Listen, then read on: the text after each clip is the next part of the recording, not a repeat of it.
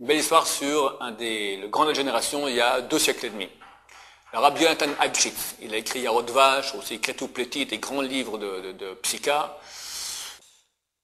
Un jour, le seigneur de sa région lui dit, dites-moi, vous dites que le Mashiach, votre Messie va venir un beau jour, mais qui vous êtes? Un petit peuple, sans rien.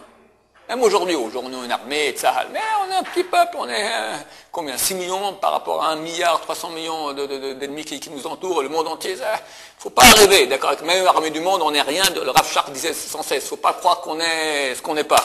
On est des petits, très vulnérables, faut faire attention.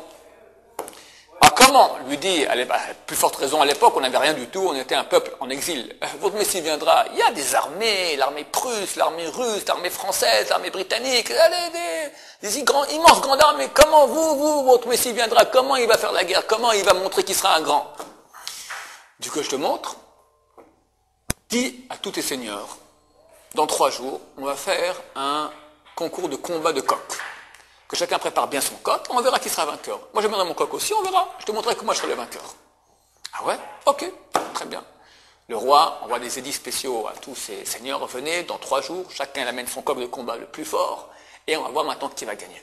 Après 3 jours, les trompettes, les drapeaux, tous les seigneurs qui sont là, et le roi s'installe, et chaque seigneur amène son coq, des coqs flamboyants, des coqs cruels, forts, puissants.